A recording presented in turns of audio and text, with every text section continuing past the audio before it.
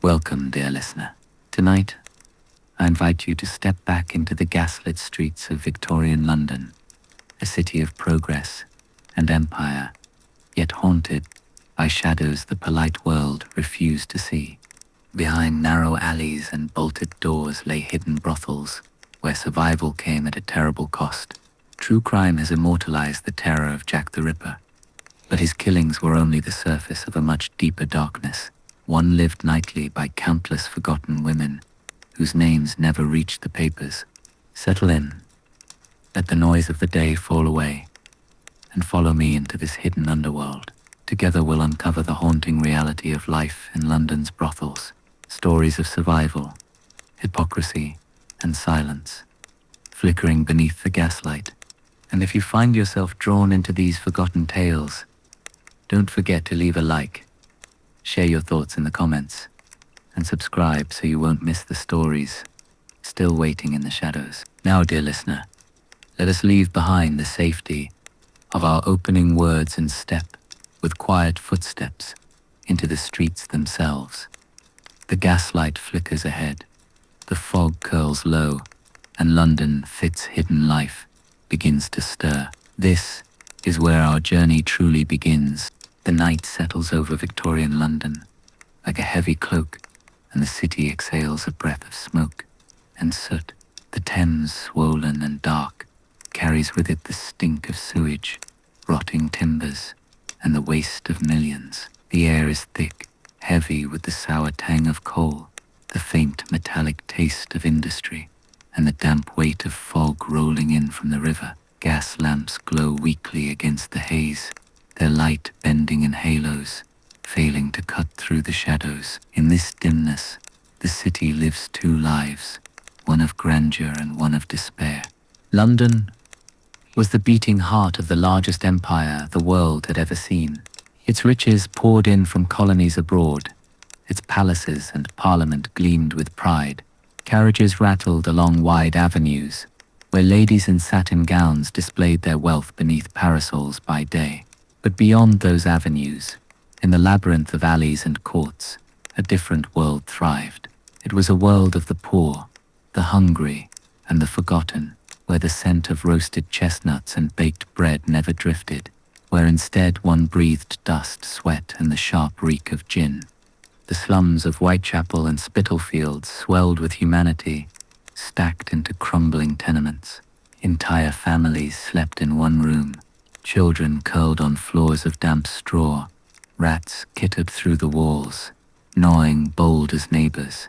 Disease walked freely here, cholera, typhus, consumption, sweeping through streets that physicians seldom entered. In these same streets, women lingered in the shadows, shawls pulled tight, offering themselves for pennies. Their voices were hushed, their movements furtive, for even in desperation, shame was a constant companion. Imagine walking these streets. As the fog clings to your coat, you hear the clatter of hooves on stone, but the carriages are passing you by, heading toward the glitter of the West End. Here, in the east, the lamps burn dimmer. You step carefully, for the ground beneath you is slick, not only with rain but with refuse. The cries of market traders fade as night deepens, replaced by the drunken laughter spilling out of gin palaces, the sound of a fight breaking in some darkened doorway, the muffled sob of a woman begging not to be left alone. In this darkness, brothels were not hidden, not truly. They were known, tolerated, sometimes even protected. A crooked sign, a faint light in the window, a door that opened to strangers without question. From the outside, they seemed ordinary, a boarding house, a tavern, a modest home. But inside, reality shifted. Wallpaper stained with smoke, worn carpets that muffled steps, rooms that smelled of sweat and cheap perfume. There, beneath dim candlelight, transactions took place, not of love, not of passion, but of survival. The city authorities knew, the police knew, reformers preached, Politicians debated, newspapers moralized, yet the brothels remained, because London itself depended on the silence. The men who condemned them by daylight often visited them by night. Respectability by day, indulgence by darkness. Hypocrisy was the lifeblood of Victorian morality. But for the women, there was no such luxury. Many had fled farms, villages, or homes where there was nothing but hunger. Some had been cast out, fallen women, branded as impure. Others were drawn here by promises of work, only to find themselves trapped, debt-bound, or coerced. And once inside the walls of a brothel, escape was rare. The shadows closed in quickly. The city did not forgive.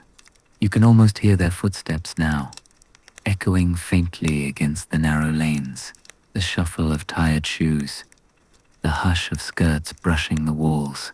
Their laughter floats from open windows, but listen closely, and you'll hear the weariness beneath it. Every night was a gamble, of money, of health, of safety. Every dawn brought the same question: how much longer can this life go on? The city of smoke and shadows was not just a place, it was a state of existence.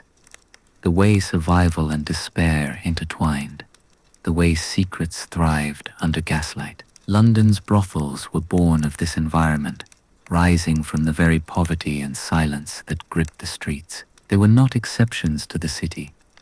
They were its reflection, its hidden truth. And as we linger here, in the fog and the dim glow of the lamps, we begin to see how deeply the underworld was woven into the fabric of Victorian life. Behind every closed door lay a story, behind every dim hallway a secret, and soon we will step inside one of those doors. Step closer now, dear listener. The gaslight has led us to a doorway, ordinary at first glance, no different from 100 others on the street, but appearances are the great deception of Victorian London. Behind this wooden door, behind curtains drawn tight against prying eyes, lies one of the city's most carefully guarded worlds. Tonight, we step inside. London's brothels formed a shadowy hierarchy, stretching from the lavish parlour houses that entertained gentlemen of wealth and standing, to the lowliest cribs, single rooms in crumbling alleys where survival cost a few pennies. Each tier revealed another truth about the city, and each promised its own brand of escape. At the top were the grand establishments, the parlour houses, hidden behind respectable facades in Mayfair or Bloomsbury. They masqueraded as boarding houses or private clubs. Inside, however, every detail was calculated to soften guilt and heighten illusion. Imagine stepping into such a place. The smell of polished mahogany, oil lamps casting a golden glow over velvet drapes, the soft rustle of silk as women descend a staircase with smiles rehearsed and voices trained to charm. A pianist plays quietly in the corner, and the gentlemen who enter, barristers, bankers, even members of parliament, are greeted as if they were arriving at a private salon. The women here wore gowns of satin and lace, their hair perfumed, their manners carefully cultivated. To the men, they were companions, conversationalists, even confidants. Yet beneath the silk, the same shadows lurked. These houses offered luxury, but also a facade. The women who worked here were trained to entertain as much with wit as with beauty. They read poetry aloud, discussed politics in hushed tones, and poured glasses of brandy as though they were hostesses in a noble home. But their charm was purchased, their smiles a currency. Behind every laugh lay the same desperation, to survive another week, to avoid slipping down the ladder into darker places. Most brothels, however, fell into the middle tier. They were less lavish, often disguised as boarding houses or taverns. Here the atmosphere was less polished, less theatrical, but still carefully maintained. The wallpaper might be faded, the carpets worn, but there was a sense of warmth that drew in clerks, artisans, and sailors with coins in their pockets. The women here wore plainer dresses, their faces less powdered, their voices untrained, yet their welcome felt more familiar, more human. These were the houses where one could drink gin by the fire, where music was played not by a hired pianist, but by the girls themselves, singing in rough but heartfelt tones. In these rooms, the line between companionship and transaction blurred. Some men returned to the same woman, week after week, speaking to her as though she were his sweetheart. Letters were exchanged, promises made, illusions of love forged in the dim glow of the hearth. But always, reality pressed in. Rent was due, debts accumulated, and the door never stopped opening for strangers. For the women, each embrace was both a necessity and a wound. At the bottom of the hierarchy were the cribs, narrow rooms, sometimes no larger than a cupboard, with a bed, a candle, and little else. These were found in the poorest quarters of the East End, in Whitechapel, Spitalfields, and Limehouse, places where poverty gathered like mist. The women who worked here often stood at the doorway, shawls pulled tight, calling softly to passers-by. Their clients were dock workers, labourers, drunks, spilling out of taverns. Payment was meagre, sometimes no more than a few pennies, sometimes just the promise of a hot meal. The rooms smelled of damp and mildew, the sheets rarely changed, the air heavy with sweat and gin. Here, violence was common, disease spread unchecked, and life expectancy was measured not in years, but in nights. It was in these cribs that the city's cruelty was most naked. No illusions of luxury, no pretense of romance, only the raw exchange of flesh for survival. And yet even here, in the darkest corners, laughter sometimes rose, fragile and fleeting, a reminder that even in despair, humanity persists. Each brothel, no matter its level, was ruled by a figure both feared and respected. The madam. Some were shrewd businesswomen, managing their establishments with iron discipline. Others were ruthless, exploiting the women under their charge, skimming their earnings, binding them with debts. A few, rare and whispered about, were almost motherly, offering protection in a world that otherwise offered none.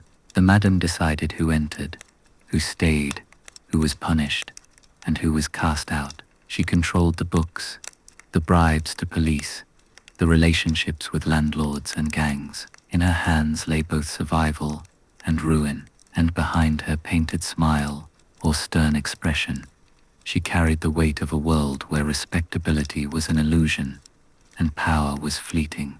What is perhaps most haunting, dear listener, is that these houses were no secret. The newspapers decried their existence. Sermons railed against their immorality.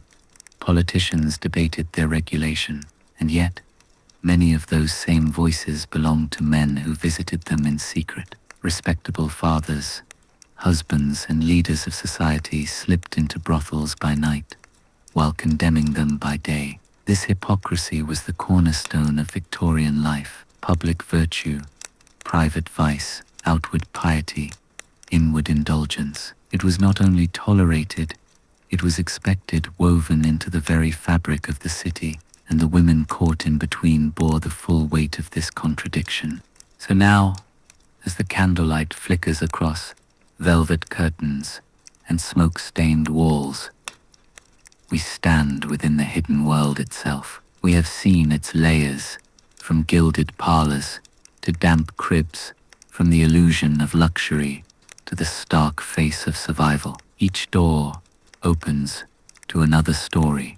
Each room hides another secret. And as we step further into this underworld, we must ask ourselves, what was life like for the women who lived here, night after night, beneath the weight of society's silence? To understand, we must listen closely to their voices, faint though they are, carried still in the shadows of the city. This is where we turn next. The brothels of Victorian London were not sustained by shadows alone.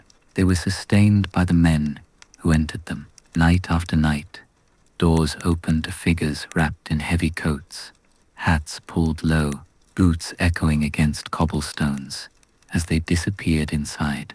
These were not always the desperate or the destitute. In fact, more often than not, they were men of standing, men who dined in fine restaurants, who spoke of morality in Parliament, who attended church with their wives and children on Sunday mornings. And yet, when the gas lamps flickered low, many of these same men sought out the hidden world of London's brothels. For the upper classes, the parlour houses offered discreet luxury. A barrister might slip into a waiting carriage after leaving the Inns of Court, instructing his driver to take him not home, but to a private house in Bloomsbury. Inside he was greeted with brandy, velvet chairs, and the company of women trained to flatter him, to laugh at his jokes, to soothe his ego bruised by the day's debates. A member of Parliament might give a speech denouncing immorality, then by night indulge in it, behind curtains drawn tight. Aristocrats, heirs to fortunes, officers in uniform, all found their way to these houses, assured that money could cloak their desires in secrecy. But the hypocrisy was not confined to the wealthy. Middle-class clerks, shopkeepers, and tradesmen also frequented brothels, particularly the mid-range boarding houses. These establishments offered something that felt less like transaction and more like familiarity. A clerk might return again and again to the same woman, speaking to her as if she were his sweetheart, even writing her letters during the day. Some brought small gifts, ribbons, trinkets, sweets. For them, the brothel offered not just physical satisfaction, but an illusion of intimacy. And yet, when morning came, they returned to wives, fiancées, or mothers, carrying with them the silence that society demanded. At the lowest end, in the East End cribs, dock workers, factory men, and soldiers paid pennies for quick encounters. Many of them were drunk, staggering in from gin shops, their tempers short, their pockets half empty. Violence was common. A woman could be beaten or robbed, and the law seldom intervened. If she complained, it was her word against his, and in the eyes of society, her word meant nothing. The man might be a respectable worker, while she was already condemned as fallen. In such encounters, the imbalance of power was stark, and the cost was almost always borne by the woman. The newspapers of the time painted a clear picture of how society wanted to see these transactions. Women were vilified as temptresses, corrupters of men, responsible for moral decline. Men were portrayed as victims of weakness, drawn astray by female cunning. But the reality was different. It was men who held the money, men who made the laws, men who condemned from pulpits while knocking at brothel doors by night. The hypocrisy was overwhelming, and it was one of the defining contradictions of Victorian London. Even the church was not free from these shadows. There are accounts of clergymen caught in brothels, of priests who sought forgiveness by day and indulgence by night. The very institutions that thundered about purity and sin were entangled in the very vices they condemned. Respectability became a mask, a costume worn in daylight and discarded in darkness. For the women, this hypocrisy was a daily reality. They knew the double lives of their clients. They listened as men spoke fondly of their children, their businesses, their political ideals, all while lying in a rented bed. They endured lectures about morality, even as those same men pressed coins into their hands. And when reformers railed against them in the press or in Parliament, the women knew that many of those voices belonged to men who had crossed their threshold. One particularly striking aspect of this hypocrisy was the law itself. The Contagious Diseases Acts of the 1860s were passed under the guise of protecting public health. These laws allowed police to arrest women suspected of prostitution, subjecting them to invasive medical examinations. Refusal meant imprisonment, yet no such inspections were ever required of men. A soldier or sailor who carried disease could pass it on freely, while the women bore the punishment. Public morality was upheld by sacrificing the dignity and freedom of the powerless, while shielding the respectability of the powerful. The hypocrisy was not only individual, but systemic. London thrived on silence. Policemen were bribed to look the other way. Landlords profited from renting rooms to brothels, and local shopkeepers relied on the trade that sex work brought into their neighborhoods. Brothels were both condemned and protected, despised in rhetoric, but tolerated in practice. And always, it was the women who paid the price. Picture, dear listener, a man leaving one of these houses. He straightens his tie, adjusts his hat, and steps back into the fog as though nothing has happened. By morning, he will be once again a respectable gentleman, a father, a husband, a man of business. His night will vanish into silence, but the woman he left behind will still be there, waiting for the next knock at the door, her life consumed by a secret that was never truly her own. This was the haunting reality of Victorian hypocrisy, a society that built its morality on condemning women while excusing men, a city that turned its eyes away from its own contradictions, even as those contradictions shaped every corner of its streets. And in those contradictions, countless lives were broken, forgotten, erased.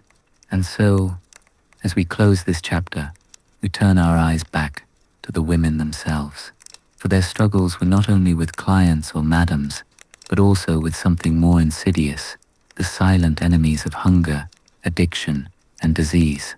To truly understand their plight, we must step into the dim corners where gin and opium clouded the nights, where escape was found in a bottle or a pipe, an escape that often came at the highest cost. The walls around us seem to breathe with silence. We have stepped through the doorways, seen the parlor houses with their velvet curtains, the boarding rooms with their fading warmth, and the cribs where survival was reduced to pennies. But a house, no matter its furnishings, is only a shell. What gave these brothels their heartbeat, their sorrow, and their fragile laughter were the women themselves. And so, dear listener, let us draw closer to them now. They came from everywhere and nowhere, woven together by the common thread of survival. Some arrived from distant villages, carrying little more than a bundle of clothes and the memory of a family that could no longer feed them. Others were daughters of London itself, born in alleys and raised in workhouses where childhood ended before it began. Many had fled cruel marriages or the heavy hand of fathers who saw them as burdens. Some were tricked, promised work as servants, milliners or seamstresses, only to find that the job waiting for them was in a brothel from which escape was nearly impossible. Imagine one of them, barely 16, her hair tied in a ribbon already fraying, her face still carrying the softness of childhood. She steps off a carriage in the city with dreams of independence, only to be met by a smiling woman who offers her lodging and food. By the end of the week, her debts outweigh her hope, and she has no choice but to follow where she is led. A bed in a darkened room becomes her world. Others were older, already worn by years of labor, laundresses, factory girls, market sellers. Their hands were rough, their backs bent, their wages too meager to sustain them. A brothel offered coin that seemed at first like salvation, but that coin was never enough. It vanished into the hands of the madam, the landlord, the gin seller. What remained was survival, and survival always came at a cost. For each woman, the brothel was both prison and refuge. It offered food when hunger gnawed, shelter when the streets froze, companionship when loneliness cut too deep, and yet it also stripped away dignity, health, and years of life. Their days blurred into nights, the nights into endless transactions where their own desires and fears were silenced. Their smiles became masks, their laughter an act performed until it no longer sounded real even to themselves.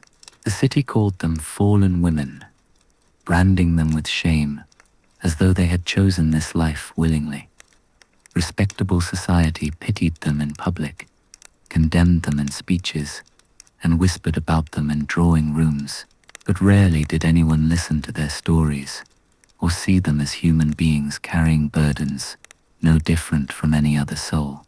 Their suffering was hidden behind curtains, buried under silence, and erased from polite conversation. And yet, in the quiet of those rooms, humanity still lived. They told each other stories, shared scraps of bread, stitched their dresses by candlelight, and sometimes for a fleeting moment, even allowed themselves to dream, a dream of leaving, of finding love, of starting anew in a world that offered no place for them. Few succeeded, but hope lingered in their voices all the same, like a candle burning low but refusing to go out. So here, in the shadows of London's brothels, we begin to see the women not as faceless figures, but as lives, fragile, haunted, resilient. Their footsteps echo through the corridors, their voices whisper still through the fog. And to understand the full weight of their story, we must next look at those who came to them, the men who slipped through these doors, carrying with them the hypocrisy of an entire society. For it is in their presence that the cruelest contradictions of Victorian London are revealed. The story of London's brothels cannot be told without stepping into the haze of intoxication. For in the shadows of the city where survival hung by a thread, drink and smoke offered escape. To understand the world of these women and the men who visited them, we must pass first through the glowing doors of the gin palaces, and then descend into the darker depths of the opium dens. By the middle of the 19th century, gin had become the lifeblood of the poor. It was cheap, potent, and everywhere. The so-called gin craze of the previous century had subsided, but its spirit never left the city. In the East End, gin was known as mother's ruin, and for good reason. A glass cost less than a loaf of bread. It dulled hunger, warmed the body against the damp cold, and blurred the sharp edges of despair. For women trapped in brothels, gin was both medicine and poison, a way to endure another night, but also a path that led steadily toward ruin. The gin palaces themselves were dazzling to the poor who entered them, brightly lit with gas lamps. Their mirrors and brass fixtures gleamed like temples of intoxication. A working man might stagger in with his week's wages and emerge penniless within hours, his pockets emptied into the till, and his mind clouded with drink. For brothel women, these palaces were both hunting grounds and sanctuaries. They met clients there, lured them with a smile, and drank alongside them to soften the awkwardness of negotiation. But the drink that made them bolder also left them vulnerable. Too much gin, and a woman risked being cheated, robbed, or beaten before she ever reached the safety of her bed. The connection between brothels and gin was inseparable. Many brothels kept bottles on hand, pouring for their clients as part of the transaction. The laughter that drifted from their rooms was often fueled, not by joy, but by the heavy burn of liquor. Gin blurred reality, dulled the knowledge of disease, softened the terror of violence, and yet it also quickened decline, carving years from already short lives. But gin was only one escape. For those who sought something deeper, more numbing, there was opium. Opium dens were whispered about, with both fascination and dread. Hidden in Limehouse, Shadwell, and the dockside neighborhoods where sailors from the East arrived, these dens offered a dreamlike oblivion. They were often run by Chinese immigrants who faced their own struggles under the weight of xenophobia and suspicion. The British press painted these dens as places of foreign corruption, dens of vice that ensnared the innocent. In truth, they were small, dimly lit rooms where men and women lay sprawled on wooden benches, pipes in hand, drifting into silence. For women of the brothels, opium was both a rare luxury and a desperate refuge. It promised release from pain, hunger, and memory. A few coins could purchase hours of sleep, a gentle slide into a world where reality did not intrude. But the price was steep, for addiction was swift, and withdrawal merciless. Many women balanced between gin and opium, teetering on the edge of survival, their lives shortened by the very substances that kept them alive night after night. The men who visited brothels were no less entangled. Sailors fresh from voyages brought opium with them, sharing pipes before climbing into rented beds. Gentlemen of leisure sometimes sought out dens for their exotic thrill, claiming they wished to experience the Orient without ever leaving London. Writers and artists romanticized the haze, describing visions and dreams conjured by smoke. Yet behind the fascination lay a grim reality: bodies wasting away, teeth blackened, coughs deepening, and minds unraveling. The authorities looked on with selective vision. Gin was tolerated, even taxed, because it lined the government's pockets. Opium, too, was woven into the empire's economy. Britain's wars in China had been fought to secure its trade, and so, while reformers railed against prostitution, while women were dragged into police cells for medical inspections, the true poisons of the poor flowed freely. The hypocrisy was sharp, as it had always been. For the women of London's hidden brothels, drink and smoke were not luxuries, but necessities. They steadied trembling hands, softened the blow of degradation, and gave the illusion of control in a life where control was almost impossible. Many could not face a client without first dulling themselves.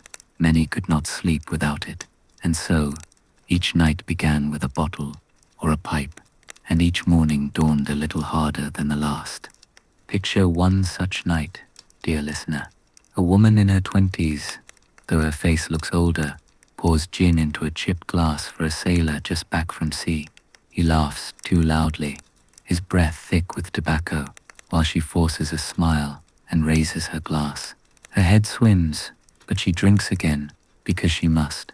Later, in the silence of her narrow bed, she inhales smoke from a pipe, her eyes closing as the world drifts away. For a few hours, she will not feel hunger. She will not hear the cries of the street. She will not remember the man's heavy weight. But when morning comes, her body will ache, her throat will burn, and the cycle will begin again.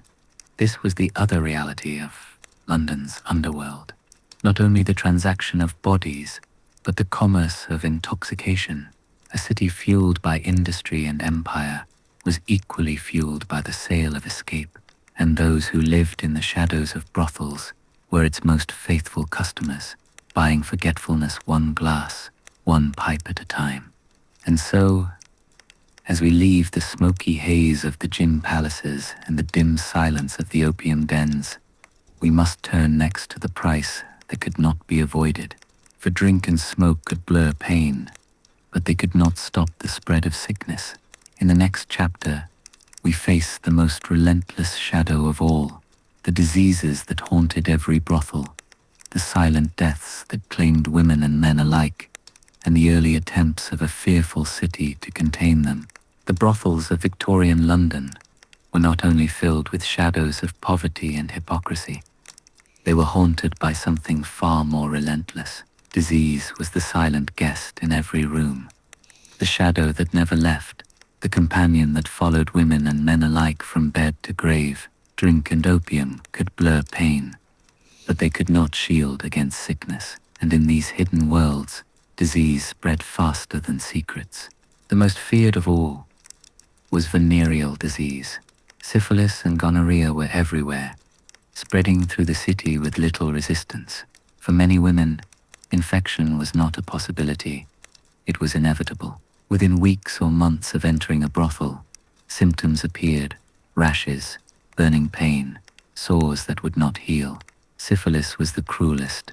In its early stages, it scarred the body. In its later stages, it ravaged the mind, twisting faces, stealing vision, driving its victims into madness before death finally came. Gonorrhea was no less devastating, leaving women infertile, their bodies racked with fever and pain. Yet society did not see these women as victims. They were blamed, condemned as the carriers of sin. while the men who infected them slipped away into respectability. Medical knowledge was crude and treatments were often worse than the illness itself. Mercury was the favored cure for syphilis. It was rubbed into the skin, inhaled or swallowed, poisoning the body slowly. A night with Venus, a lifetime with Mercury. The saying went, a grim acknowledgement that treatment was nearly as lethal as the disease. Women endured the burning ointments, the foul taste, the aching gums that bled as teeth loosened and fell. Some survived, many did not. Those who lived often carried disfigurement that marked them forever. Tuberculosis, known as consumption, spread easily through the close quarters of brothels. The damp air, the lack of sunlight, the sharing of beds and blankets made the disease inevitable. Women coughed blood into handkerchiefs, their bodies wasting away while they still tried to work, because hunger allowed no rest. A client who noticed a cough might leave, and so many women hid their sickness until they could no longer rise from their beds. By then, it was too late. Add to this the endless march of cholera and typhus, borne through contaminated water and poor sanitation. Outbreaks swept through neighborhoods like fire, claiming hundreds in a matter of days. Brothels were particularly vulnerable, their wells often polluted, their residents too poor to escape. To live in these houses was to live with the knowledge that sickness could arrive at any hour, invisible, unstoppable. The government, alarmed by the rising number of infected soldiers and sailors, turned its gaze not to the men, but to the women. The Contagious Diseases Acts, passed in the 1860s, gave police the power to arrest women suspected of prostitution in garrison towns and ports. Once arrested, they were subjected to compulsory medical examinations, invasive, humiliating, and often brutal. Those who were found diseased were locked away in hospitals, sometimes for months, without trial, without appeal. Men, of course, faced no such scrutiny. Soldiers and sailors continued to spread disease freely, while women bore the stigma and the punishment. The examinations themselves were infamous, carried out with metal instruments in unsanitary conditions. They left women bleeding, traumatized, and often infected with new illnesses. Many described them as worse than assault. Feminists of the era, led by figures like Josephine Butler, fought against the acts, calling them state-sanctioned violence against women. Butler argued that the laws did not protect society, but rather legitimized the exploitation of women, while excusing men entirely. Her campaigns were tireless, her speeches fiery, and eventually, after years of protest, the acts were repealed. But for decades, countless women had already suffered under their weight. The city's hospitals, too, reflected the cruelty of the system. Special wards for venereal disease became places of despair. Women were admitted with no hope of cure, their beds lined in rows, their bodies wasting beneath thin blankets. Nurses often treated them with contempt, viewing them as sinners rather than patients. Charity hospitals sometimes turned them away entirely. In the eyes of society, their sickness was a punishment they had brought upon themselves. Only a handful of reformers, many of them women, offered compassion, providing clean beds, food, and gentle care in rescue homes. Yet these homes often demanded strict repentance, prayers, and moral instruction, offering salvation only on terms that stripped away dignity. The tragedy of disease was not only in its physical toll, but in its silence. Women could not speak of it openly, could not confess their pain even to one another without fear. To admit illness was to risk losing work, to risk starvation. Many died quietly, their names unrecorded, their graves unmarked. Others were buried in paupers' plots, their bodies lowered into the earth with no ceremony, no mourning. They were statistics, forgotten by a city that thrived on forgetting. And yet, disease was everywhere. It touched the clients as well. Gentlemen carried infections back to their wives. Soldiers spread them among their regiments. Sailors carried them across oceans. Respectable families were torn apart by illnesses no one dared to name. Doctors whispered. Records were altered. Silence preserved reputations. But the truth could not be hidden entirely. Behind the polished doors of townhouses and the lace curtains of middle-class homes, women too fell ill. Their suffering explained away as delicate health, while their husbands' nightly excursions went unquestioned. The irony was bitter. The very society that condemned brothel women as fallen relied on their silence to preserve its own respectability. Disease did not respect class, yet only the poor and the powerless were blamed. In this hypocrisy lay one of the darkest truths of Victorian London. The city needed its brothels, but it also needed to believe that the women who filled them were the cause of their own destruction. Imagine, dear listener, a woman lying in a narrow bed in a brothel in Whitechapel. She is young still, though her body looks older. Her skin burns with fever, her throat raw from coughing. She clutches her blanket against the chill, though sweat dampens her hair. She hears the laughter from the next room, the footsteps of clients in the hallway, the muffled voice of the madam shouting below. She knows she should rise, that another night's work waits, but her body will not obey. In the morning, someone else will take her place, and she will vanish into silence. Her story will not be told, except in the whispers of rooms like these. This was the fate of many: silent deaths, unmarked graves, forgotten lives. Disease was the truest master of London's brothels, more feared than the law, more permanent than poverty, more merciless than any man who entered those doors. And so, as we step away from these dim wards of suffering, our path leads us deeper still into the shadows. For beyond disease, another terror loomed, one not silent, but violent. The streets outside the brothels, the men who prowled them, and the crimes that echoed through the alleys.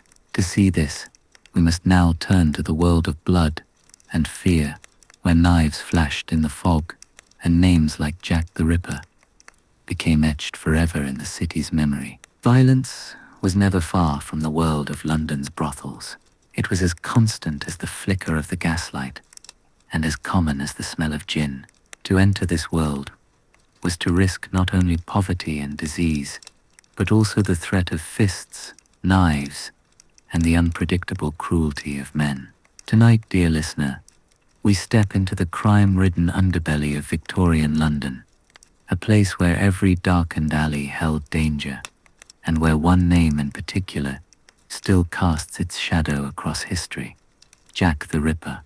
The East End of London, in the late 1800s, was a cauldron of crime. With thousands crammed into slums, law enforcement was outnumbered and often indifferent. The Metropolitan Police patrolled in pairs, but their presence was thin, their reach limited. Gangs ruled certain streets, extorting protection money from brothels and gin shops. Pimps and bullies, as they were called, acted as both guardians and tormentors of the women they controlled. Violence was currency, and fear was a language everyone understood. Women in the brothels lived with this reality daily. Clients who arrived drunk could turn aggressive, beating them when money ran out or when pride was wounded. Some carried knives, others used their fists. Many women bore scars, bruises, broken teeth, split lips, and yet the law rarely intervened. To the police, a prostitute was hardly a victim. She was a nuisance, a moral blemish. Reports of violence were dismissed, cases left uninvestigated. In the eyes of society, these women had chosen their path, and with it, their suffering. But not all violence was private.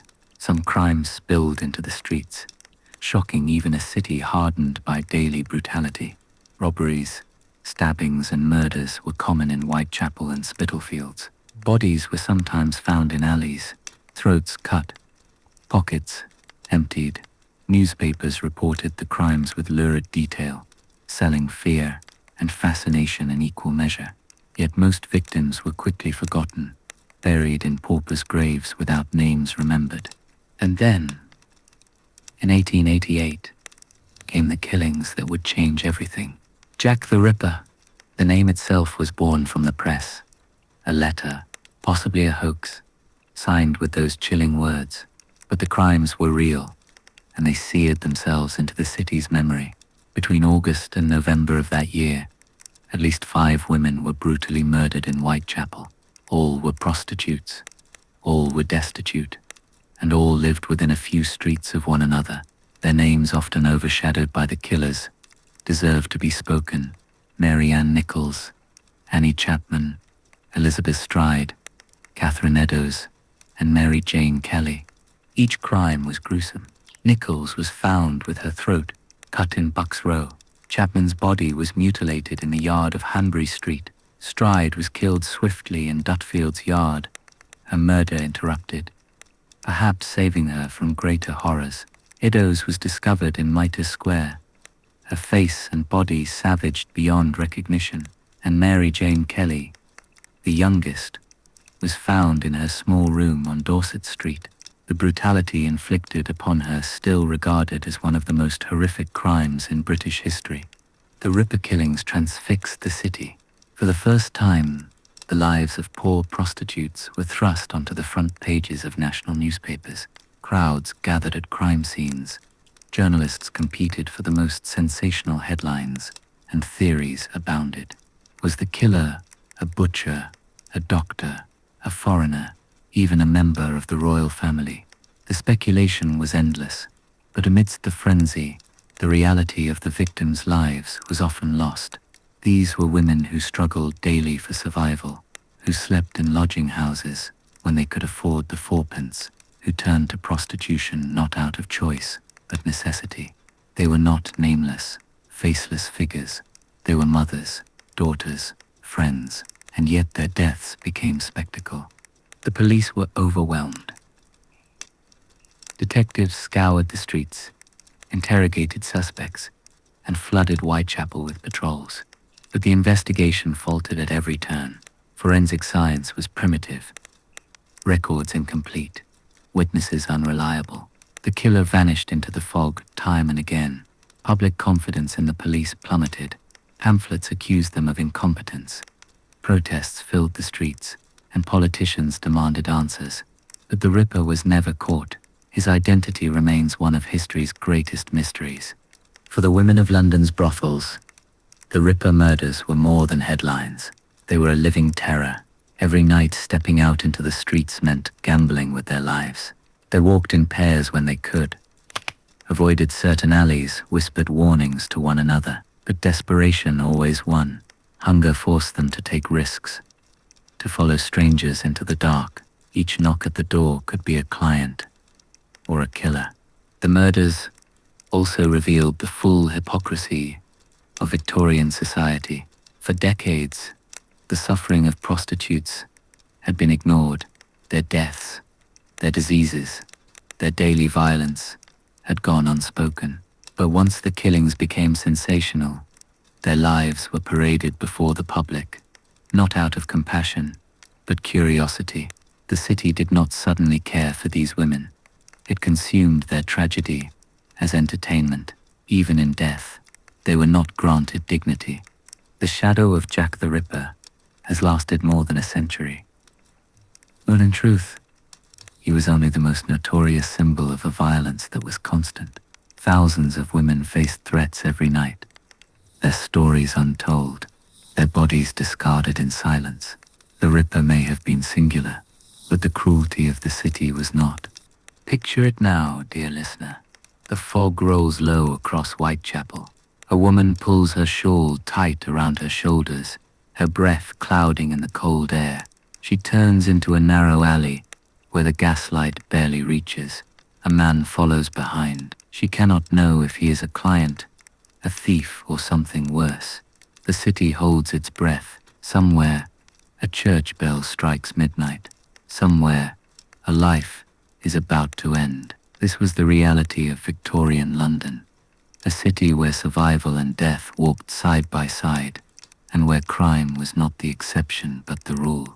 And as we leave these streets stained with fear and blood, we must turn our eyes to those even more vulnerable, the children who grew up in this world. For in the shadows of brothels and lodging houses, children were born, abandoned, and forced into lives as bleak as any their mothers endured. In the next chapter, we follow their footsteps, small and uncertain, through a city that offered them almost no future. Step softly now, dear listener. We have walked through brothels and alleys, past the laughter that hides despair, past the crimes that stained the cobblestones. But in the quiet corners of these places, smaller footsteps echoed too, the voices of children, forgotten, overlooked, yet always present.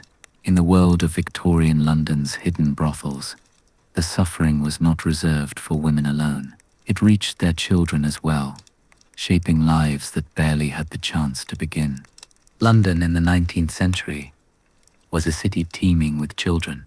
By day they crowded the markets, shouting for scraps or selling matches, sweeping crossings, and running errands for coins. By night, many had nowhere to sleep but the steps of churches, the corners of alleys, or the cold floors of lodging houses. It is said that by the 1860s, tens of thousands of children were homeless in London, many of them orphans, others abandoned or driven from homes too poor to keep them. Their faces stared out from the fog, thin, pale, and prematurely hardened by survival. In the brothels, children were both witnesses and victims of this world. Some were born there, their first cries muffled by thin walls while their mothers returned to work. Many were left in the care of older women, or sent to run errands for madams, carrying bottles of gin or fetching coal for the fires. Childhood, in such places, was a word without meaning. A boy of 7 might already know more of vice and violence than a man of 20. A girl, barely into adolescence, could be groomed to replace her mother in the same trade, her innocence stolen by poverty before it ever had a chance to grow. Not all children inside brothels were born to the women who worked there. Some were simply swallowed by the city, drifting from the workhouses into the underworld. The workhouse was supposed to be their refuge, but in truth, it was another kind of prison. Thin gruel, endless labor, harsh discipline. It was little wonder that many ran away, preferring the streets. Once there, they were easy prey for traffickers, pimps, and those who profited from desperation. A child with no family, no protection, no future, could be turned into a commodity. The newspapers of the day occasionally hinted at these truths, but rarely spoke them outright. Reports of juvenile depravity appeared in columns, describing children frequenting houses of ill repute or being found in questionable company. The language was cold, but behind it lay tragedies untold. Children drawn into lives they never chose. Reformers like Charles Dickens, through his novels, brought fleeting attention to the plight of street children, painting vivid portraits of their struggles. But the reality was far worse than even fiction dared show. Some brothel children grew up as shadows themselves, errand runners, pickpockets, lookouts for the police. Others simply vanished, their names lost, their lives cut short by disease, hunger, or violence. A child might disappear into the River Thames, into a pauper's grave, or into the anonymity of the city itself. To the world beyond Whitechapel or Spitalfields, they were invisible. To their mothers, they were both a source of hope and an unbearable burden. And yet, even here, traces of humanity remained. Women tried to protect their children when they could. Some hid away a few coins each week, hoping to send them to school, or begged reformers to take them into charity homes. There were mothers who dreamed of escape, not for themselves, but for their sons and daughters. The Salvation Army and other missions sometimes intervened, pulling children from brothels and placing them in schools or shelters. But the scale of the problem was overwhelming, and for every child saved, many more slip back into the shadows. Imagine, dear listener, the sight of a girl no older than 12, standing barefoot on a damp street corner. Her dress is thin, patched, and far too small. She clutches her shawl tight, not against the cold, but against the eyes of men who pass by. Beside her, a boy perhaps 9 years old waits with a basket, ready to run an errand for anyone who will spare a coin. Their childhood is not filled with games or learning, but with survival, traded one night at a time. Victorian society, with its obsession for morality, often condemned these children as delinquents rather than victims. They were seen as proof of sin, as evidence of decay in the lower classes. Rarely were they regarded with compassion, and yet their presence was undeniable, their small bodies woven into the very fabric of the city's underworld. The fate of these children was a mirror of the world that birthed them, fragile, dangerous, and uncertain. Some grew into the very women and men who populated the brothels, repeating the cycle of survival. Others died before reaching adulthood, their lives extinguished before they had truly begun. A few, through luck or intervention, escaped, but their memories of the streets and the brothels never left them. And so, as we step away from the narrow alleys and the faces of these forgotten children, the silence lingers. Their lives remind us that the brothels of London were not just places of adult vice, but environments that shaped generations. The underworld was not contained behind closed doors. It seeped into childhood, into innocence itself, until nothing was untouched. Our path now leads us back inside, to those who controlled these worlds, those who profited from them. For behind every brothel door stood a figure who decided the fates of the women and children alike, the madams, the power brokers of London's hidden underworld. And it is to their stories that we now turn. The brothels of Victorian London did not run on their own. Behind every curtain, beyond the flickering gaslight and the soft voices of women, there stood another figure, one who rarely appeared in the public eye, but whose presence shaped every detail of life inside. These were the madams, the power brokers of the underworld. Some were ruthless, some cunning, a few even protective, but all held authority in places where authority meant survival. To understand the world of London's hidden brothels, we must understand them. The term madam conjures an image of a woman in silks and jewelry, presiding over her house with elegance.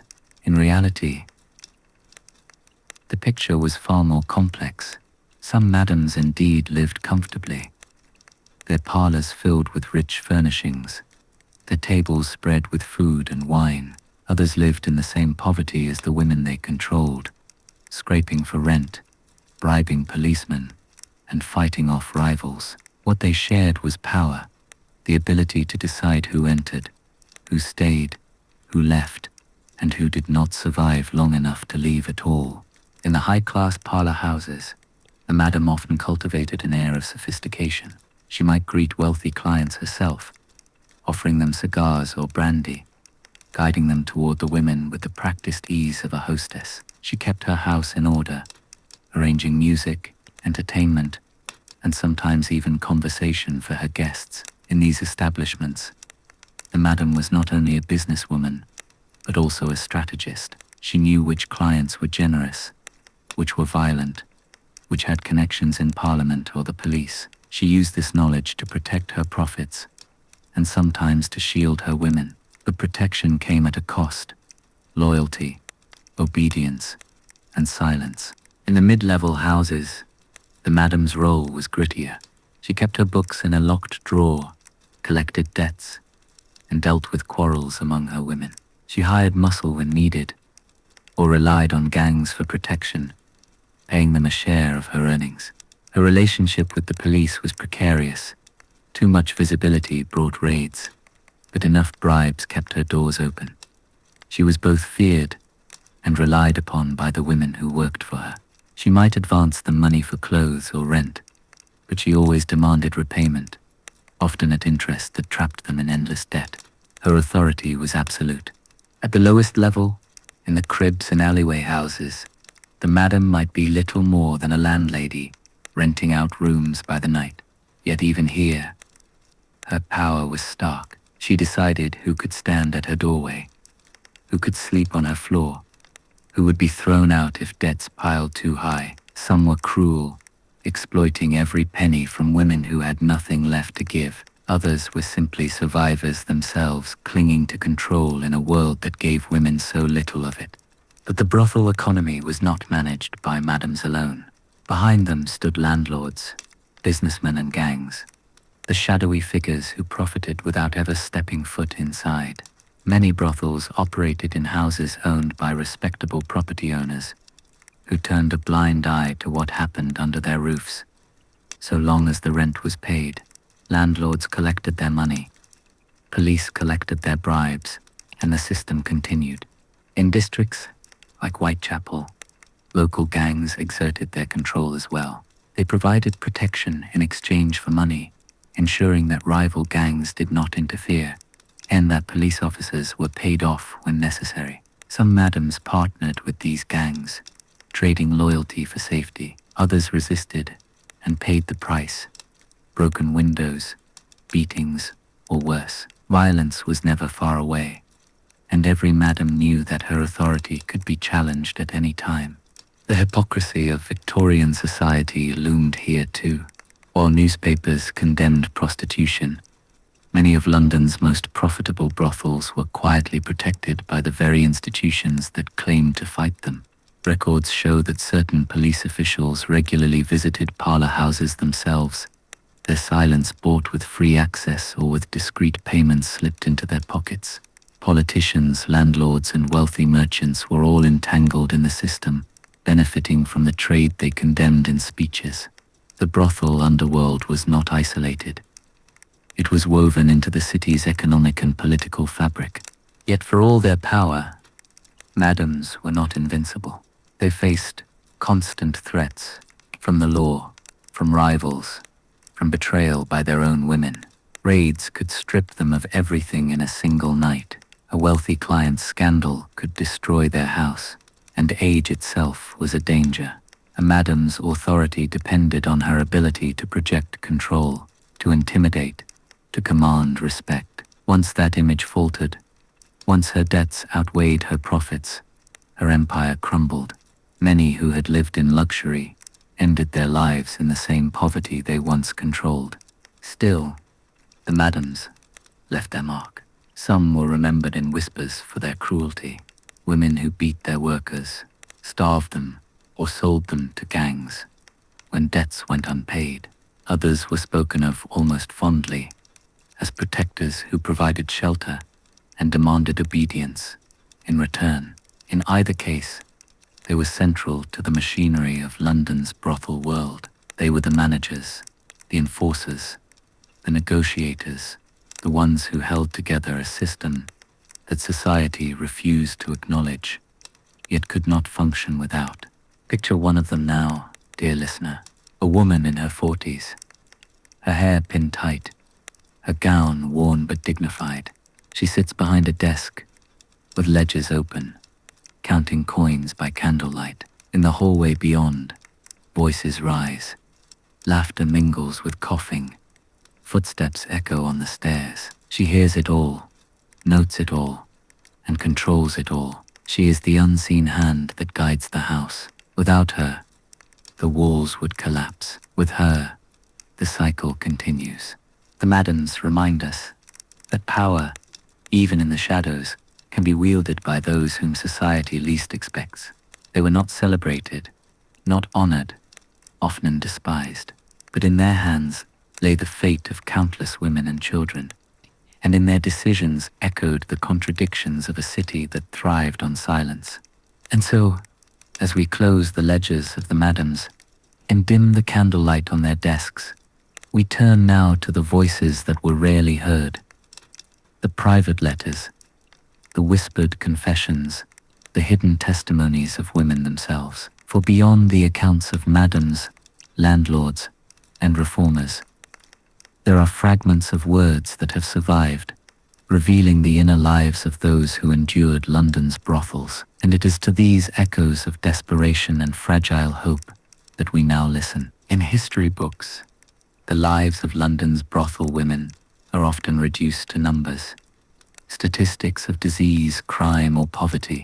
But behind the numbers were voices, fragile and human, carried in scraps of writing, in letters smuggled to friends, in confessions whispered to reformers, or recorded by social investigators. Tonight, dear listener, we unfold those forgotten pages. What emerges are echoes of desperation and the faintest glimmers of hope. Not many women of the brothels were able to write. Education for the poor was rare, and for women, rarer still. But some learned enough letters to scrawl their names, to piece together simple sentences.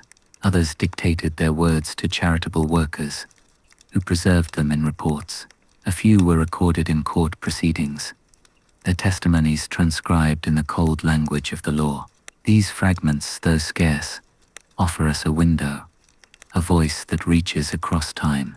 One such voice comes from an 1860s police report, where a young woman identified only as Mary A was questioned.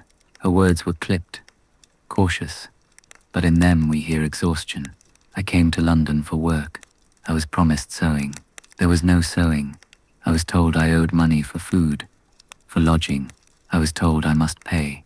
I had nothing, so I stayed. What else could I do? In the archives of reformers, like Josephine Butler, there are testimonies from women who fought against the Contagious Diseases Acts. One woman wrote, "They treat us like cattle. They pull us from the streets. They tear at us with their instruments. They laugh when we cry. They say it is for health, but I tell you, it is worse than sickness. It is shame. I would rather die than be handled so again." Her words, recorded in ink, were later read aloud in Parliament as evidence of the cruelty of the laws. Some letters were never meant for officials or reformers. They were private. One fragment, preserved in a charity home, reads simply, "My dearest sister, forgive me, I cannot come home. They would not take me back. I am not the same as when I left. Tell mother, I think of her every day. If I could undo it, I would. Pray for me." The ink is smudged, the spelling uneven, but the grief is unmistakable. There are also words of fierce resilience. One woman, writing from a rescue home in the 1870s, declared, "They think we are nothing, but we are still women. We feel hunger, but also love. We feel shame, but also pride. If they saw us as human, they would not treat us so." Her words cut through the rhetoric of the time, demanding recognition of her humanity. But perhaps the most haunting are the confessions that carry no names at all. Social investigators like Henry Mayhew recorded conversations with prostitutes in his vast surveys of London life. In one, a woman said, "The first night I cried, the second night I drank. By the third, I did not care." Another told him, "We laugh in the room because we must. If we did not laugh, we would go mad." These confessions were not poetry, not meant to stir sympathy. They were blunt truths, spoken without expectation that anyone would listen. Imagine, dear listener, these voices drifting through the years, a letter folded in a pocket, stained by tears, a confession whispered in a smoky room, unheard by the world outside. Each one is fragile, but together they form a chorus, soft yet undeniable, of women who refuse to be entirely erased. What makes these fragments so powerful is not only what they say, but what they reveal about silence. For every letter preserved, countless others were never written. For every confession recorded, many more died with the women themselves. The majority of voices are lost, swallowed by the fog, buried in paupers' graves, forgotten by the city that thrived on their erasure. And yet, These few that remain are enough to remind us of the depth of suffering and of the resilience that flickered even in despair. Victorian society often described these women as fallen, as if a single misstep had hurled them into ruin. Their letters tell another story, one of coercion, poverty, betrayal, and impossible choices. They speak of women who wanted to return home but could not, who longed for love but found only transaction, who dreamed of escape but were bound by debt, disease, or fear. They show us not caricatures of vice but human beings caught in systems that left them little chance of survival. And yet, even within these words, there is a kind of resistance to write at all, to confess, to declare, I am still human. This was defiance in a world that demanded silence. These echoes may be faint, but they reach us still, reminding us that behind the statistics and scandals were lives, and behind every life was a voice, however small.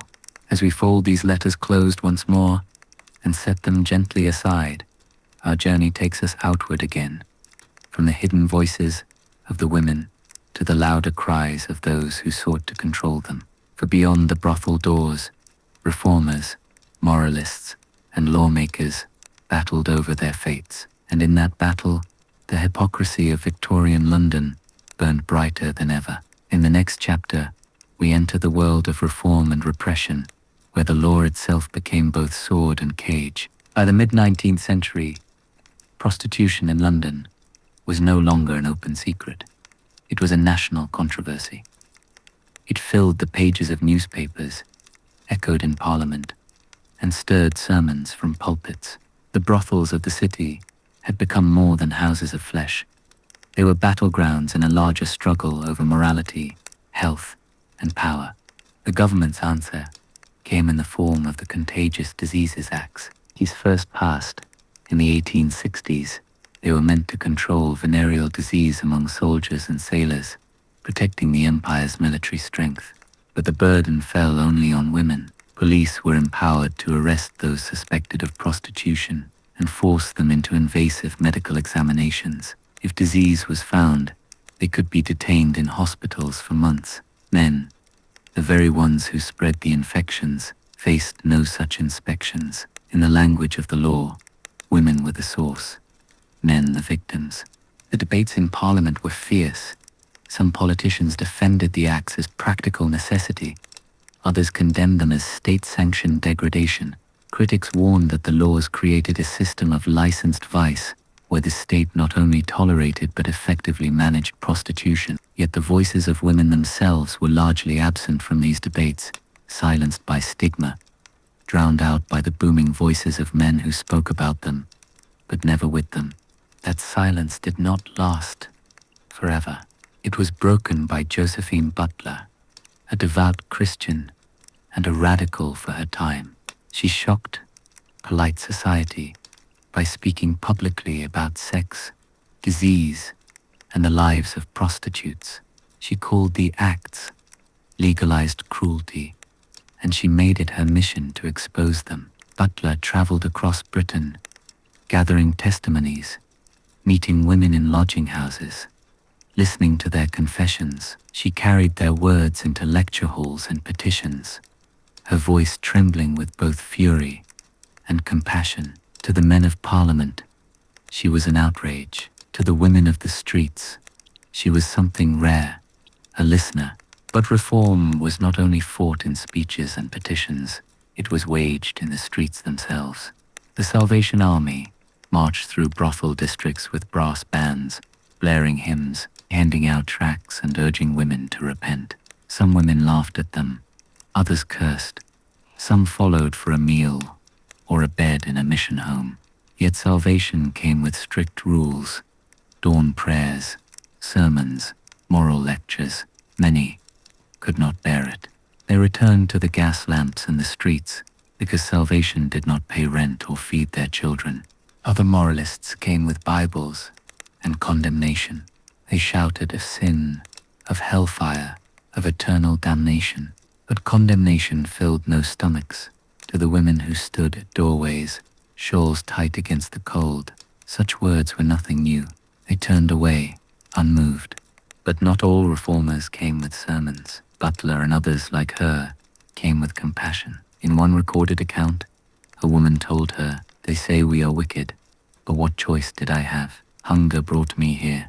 Will hunger take me away?" These words struck Butler deeply. They were not cries for salvation, but for survival. The tension between reformers and women was always fragile. Some women entered rescue homes, their hair neatly brushed, their clothes clean, only to return to the streets days later.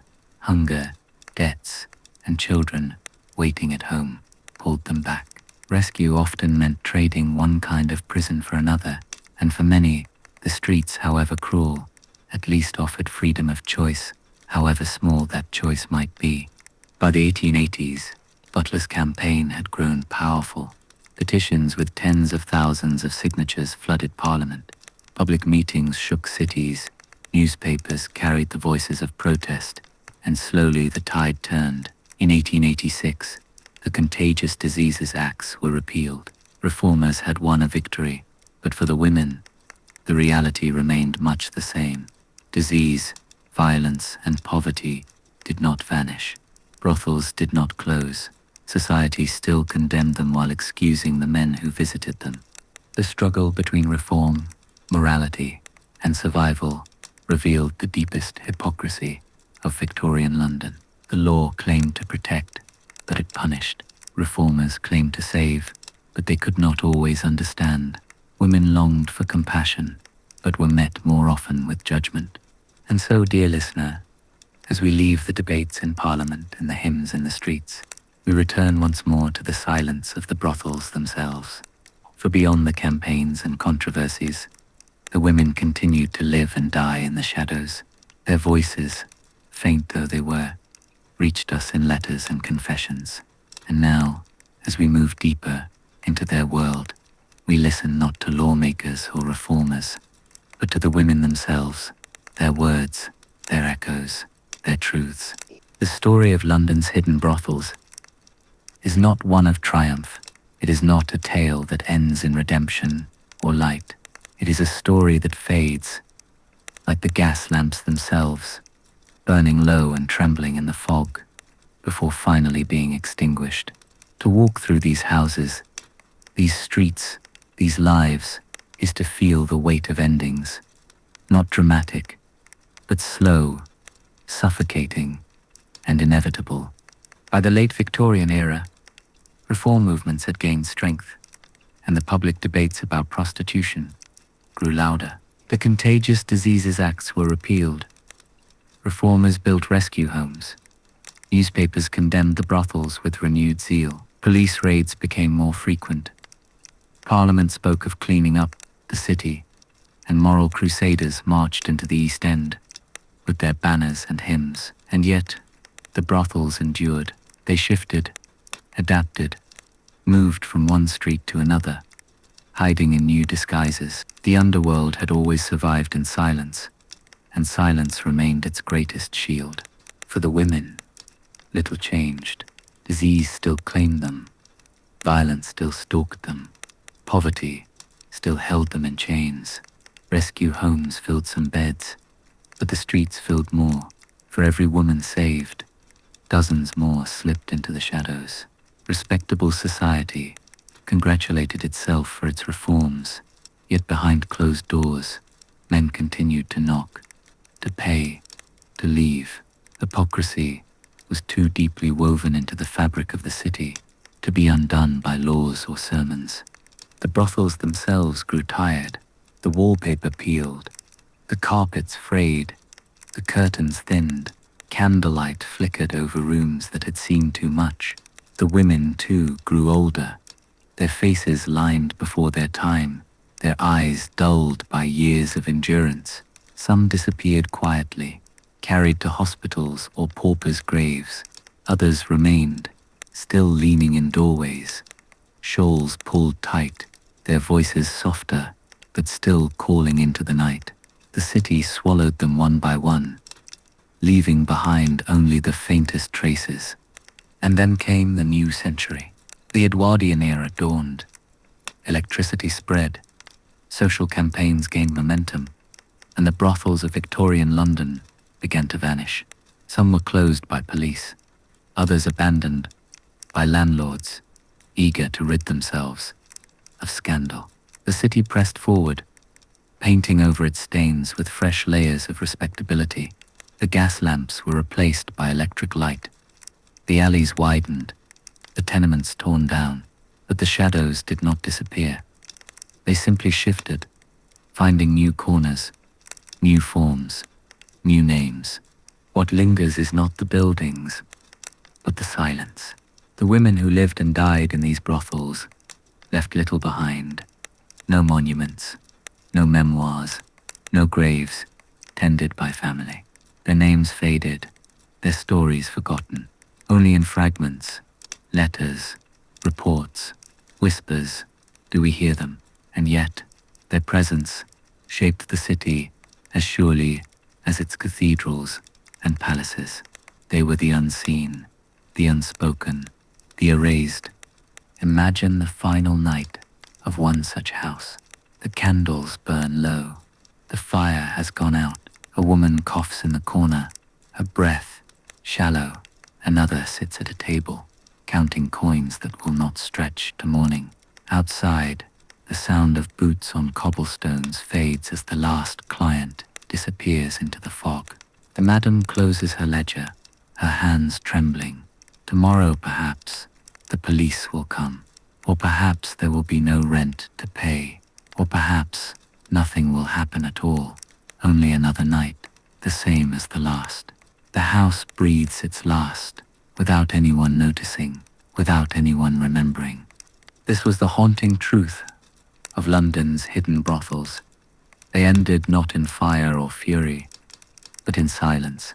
They faded, like the gaslight itself, leaving behind nothing but whispers in the fog. And so, dear listener, as we close this chapter, we prepare to leave the underworld behind. But before we step away completely, there remain the echoes of those who lived within it, the faint voices carried across time, the fragments of lives that beg not to be forgotten. In the epilogue, we will linger with them one final time, allowing their whispers to drift into the quiet night, before we say goodnight to the shadows forever. And so, dear listener, our journey through Victorian London's hidden brothels comes to its end. We have walked narrow alleys under trembling gaslight, stepped inside parlors of velvet and cribs of bare stone, listened to the voices of women and children whose lives flickered in silence. We have seen the hypocrisy of men who condemned by day and indulged by night, the cruelty of laws that punished the powerless while excusing the powerful, and the shadows of crime and disease that haunted every room. Now, as the gas lamps fade and the fog closes in once more, we leave this world behind. The brothels of London no longer stand, their walls torn down, their rooms empty, their stories nearly forgotten. Yet the echoes remain. They remain in the letters smudged with tears, in the court records written coldly in ink, in the whispered memories passed from one generation to another, and they remain here, tonight, in your mind, because you chose to listen. History does not remember the forgotten unless we keep their stories alive. These women, these children, these lives lived in shadows. They deserve to be remembered, not as statistics, but as human beings who struggled, who endured, who mattered. So rest now, knowing that for a while you have walked with them. As you drift into sleep, may the echoes of their voices settle gently, not as terror, but as remembrance. For in remembering, we give them back a measure of dignity long denied. And if this journey has stirred you, I invite you to keep walking with us through the forgotten corners of history. Leave a like, share your thoughts in the comments, and subscribe so you will not miss the next tale we bring from the shadows. There are so many more stories waiting, hidden in the fog, waiting to be heard. Good night, dear listener. Sleep well, and let the whispers of the past drift with you into your dreams.